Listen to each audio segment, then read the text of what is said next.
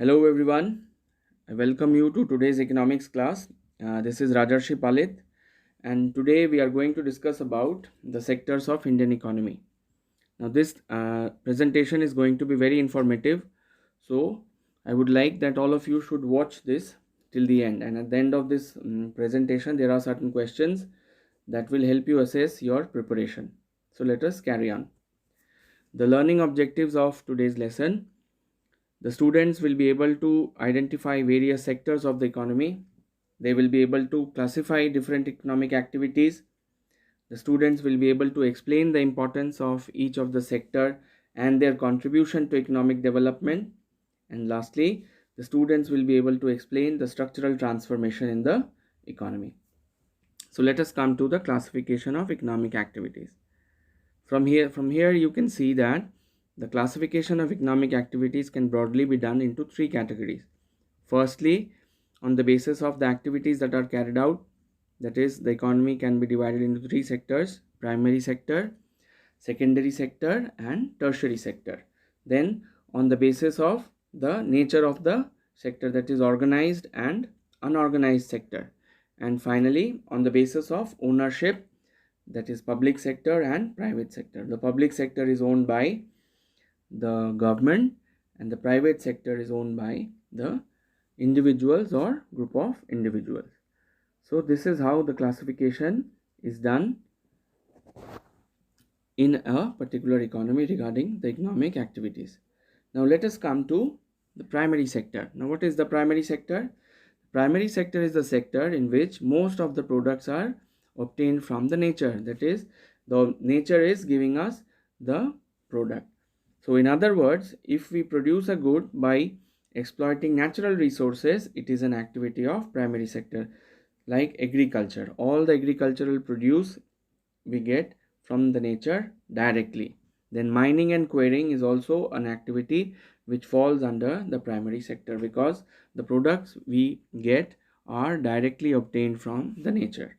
So that is why the primary sector is also called agriculture and allied activities sector. You must remember, it is agriculture and allied activities sector. Next, we'll come to the type of primary activities. What are the various types of primary activities? Primary activities are mainly agriculture, forestry, fishing, mining and quarrying, and extraction of oil and gas. So these are the various types of activities that fall under the primary sector. Now you may be asked a one mark question, that what are the various activities that fall under the primary sector. So in that case you can write any of the two from these five. Now let us move on to the secondary sector. The secondary sector covers activities in which natural products are used and transformed into finished goods through the process of production. Now here you have to note one important word that has been used, and that is the word transform. Here in the secondary sector, what happens is that the product that are being produced, they are obtained from the nature, but the input that is used in the process of production, it totally loses its identity in the process of production. So secondary sector is the sector where the inputs are used from the primary sector mainly, and these inputs at the end of the day they lose their identity. And the best example is the cotton textile industry. The cotton that is used in cotton textile industry, it loses its identity when cloth is produced from cotton. So secondary sector is the sector in which natural products are used and transformed into finished goods. These activities take place in factories. This sector is also called the industrial sector. Now let us come to the types of activities in the secondary sector. The secondary sector has activities like manufacturing and construction. So these are the types of activities which fall under secondary activities. Next, we come to the tertiary sector. The tertiary sector is different from the primary and secondary sector. The activities carried out under the tertiary sector are intangible. That is, we cannot see or we cannot feel the things that are produced in the tertiary sector, and that is why we say that the tertiary sector is the service sector, because the produce of the service sector is intangible. These activities help in the development of primary and secondary activities. If an economy has a robust tertiary sector, then we can expect that the primary and the secondary sector in that particular economy are going to grow at a very rapid rate, because the service sector acts as a sector which gives support to the primary and secondary sector. So activities in the tertiary sector are banking, insurance, transportation, storage, communication, etc. The service sector also includes the services provided by teachers and doctors also. So we can say that tertiary sector is the service sector because services are provided in this sector. Now, types of activities in tertiary sector: banking, transportation, communication, storage, etc.